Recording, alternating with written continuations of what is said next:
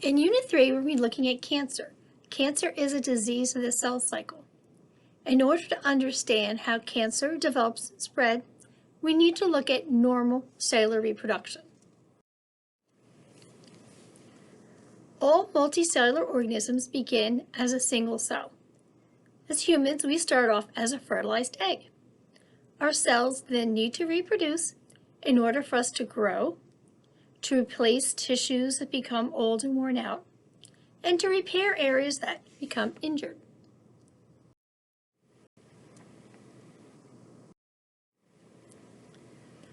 Asexual reproduction is a type of reproduction that's found in prokaryotic organisms. An example of this is binary fission. In binary fission, bacteria grow bigger and bigger, replicate their cellular structures, and then divide in half.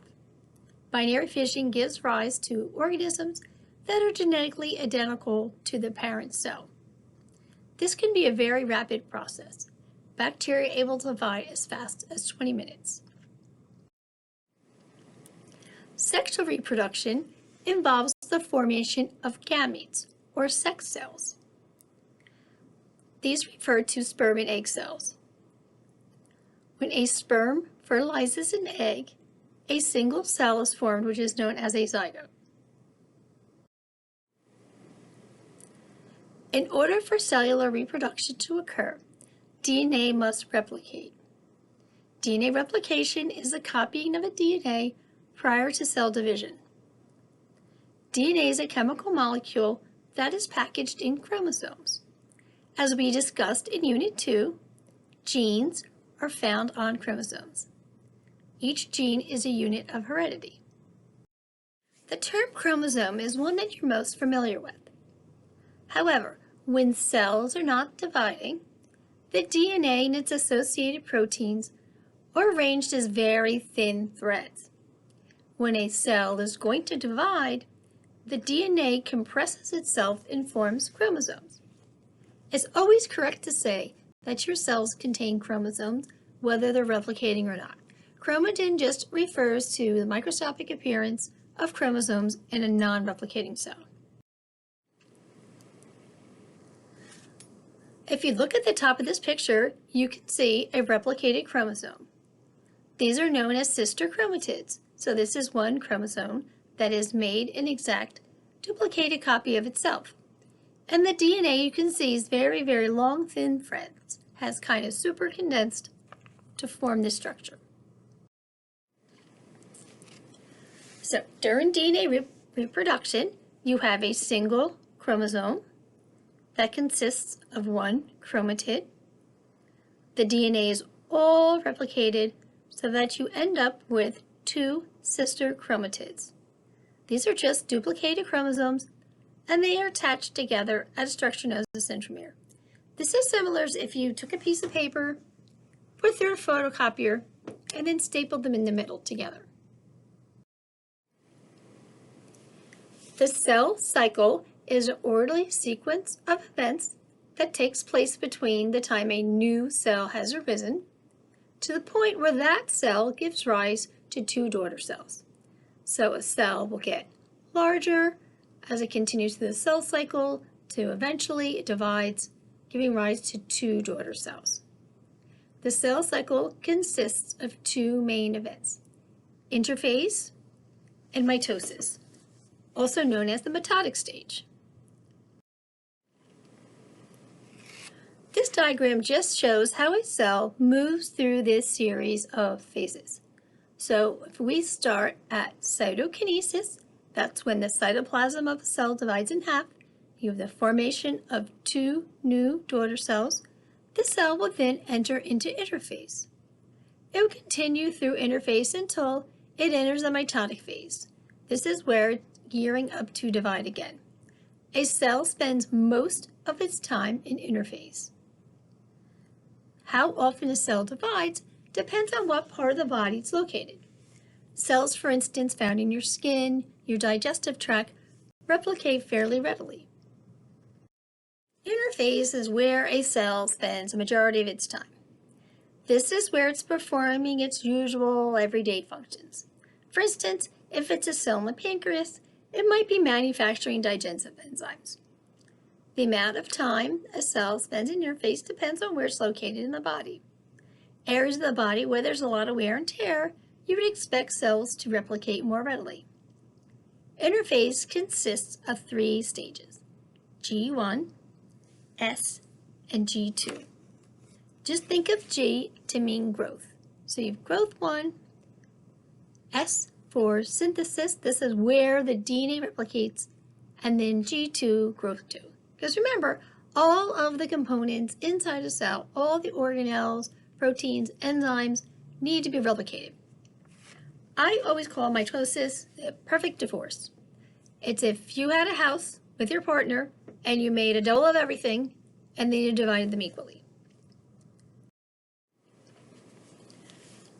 So G1 occurs before S, so G1 or growth 1. This is where the cell doubles its organelles. There's a variety of different proteins and enzymes that are required for DNA synthesis. These need to be manufactured. And a cell kind of stops and decides whether it's going to go further, whether it needs to divide or not divide. And later on this unit, we will look at some external and internal factors that kind of regulate whether the cell divides or not. Now, there are some cells that do not divide at all. An example of this are mature muscle cells and cells found within your central nervous system. So once your brain and spinal cord forms, if there's some type of injury, say there's an injury where somebody breaks their back, damages their spinal cord, right? They become paralyzed because these cells do not undergo mitosis. There's no ability for them to be able to repair the injured area. So cells such as this are said to be arrested or found in GO. S stands for DNA synthesis. This is where you start off with 1 chromatid and you end up with 2 sister chromatids. The DNA replicates. G2, this is the stage that follows the S stage for synthesis. And again, it's just the creation of proteins and other materials that are needed for cell division. It's just kind of important for you to know the order of these stages. G1's growth, S, synthesis, replication of DNA, G2 also means growth. M is the mitotic phase, so this is where mitosis occurs. And this consists of 2 main events. First, you have to have the division of the nucleus, which is really what mitosis means. This is where all the sister chromatids separate. One goes into one new cell, one goes into the other new cell. So you end up with 2 cells that are genetically identical. Once the chromosomes correctly partition and separate, the cell physically needs to divide in half, form 2 separate cells.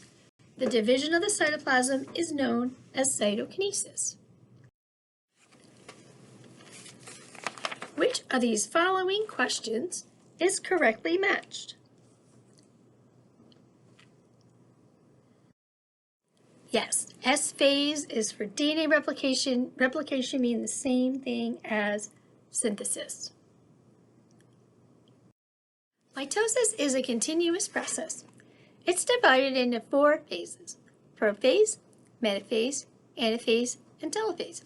An easy way to remember the order is just remember the acronym PMAT, P-M-A-T. Remember that the DNA has already replicated before mitosis begins. This occurred in interphase during the S phase. Each of the chromosomes consists of 2 sister chromatids. They're attached in the middle by a structure known as a centromere. Mitosis is usually followed by cytokinesis. There are some exceptions. Your skeletal muscle cells, for instance, are multinucleated. So the cell goes to divide, but it kind of remains attached together. Okay, that's kind of exception. Okay, so we're just going to kind of go with mitosis is followed by cytokinesis. Cytokinesis is the division of the cytoplasm, and this usually begins during telophase and continues until after the 2 new nuclei formed. right? You're going to form 2 new nuclei, then you're going to form 2 separate cells. So again, functions of mitosis and cytokinesis is to take the sister chromatids, which are replicated chromosomes, and to separate them and equally partition them between the nuclei of 2 new cells. Remember, the sister chromatids are identical and have the same genetic information. Once the sister chromatids are separated, they're referred to as daughter chromosomes. This slide shows exactly what occurs during mitosis. So on the top of page 4, where you wrote down the stages of mitosis, I want you to add some information. It's going to be really basic. So microscopically, if you were looking at cells under a microscope, in prophase, this is where the chromosomes condense and become visible. You can just write down C chromosomes, right? Remember, they were chromatin, that was very long, thin threads, and then it condensed into chromosomes. Right? Chromosomes are found in a nuclear membrane that starts to disintegrate, and there's some spindle fibers that assist in separating chromosomes. Again, we're just writing down C chromosomes. If you look at metaphase, right, the sister chromosomes are lining up in the middle. So just write down line up in middle. The middle of the cell is called the metaphase plate. The spindle fibers are connected to each of the sister chromatids to help them separate. But again, just write down line up in middle. Anaphase. A lot of people like to remember anaphase as the away phase. The sisters separate. Okay, or sister chromatids. Sister chromatids separate. Right? So they're lined up in the middle. And remember, they're replicated. They're identical to each other. One copy goes into one new cell. One goes into the other. Telophase is where you form 2 new nuclei. Right? You can see that the chromosomes arrive at the opposite poles or opposite ends, right? And the 2 new nuclei start to form. So I just write down form 2 new nuclei. And then cytokinesis is where the cell splits in half, right? Now you have the two daughter cells. And I'll post this video, Mitosis Made Super Easy, on Blackboard. Right? Which of the following represents the phases of mitosis in the proper sequence? This should be pretty easy. PMAC.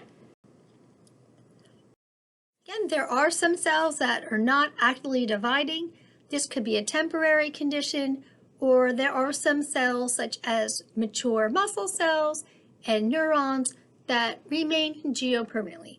That means these cells do not have the ability to divide, right? So this is the part of Unit 3 that I would like for you to listen to, and then we're going to pick up on cell cycle control systems and see what happens when these cell cycle control systems fail.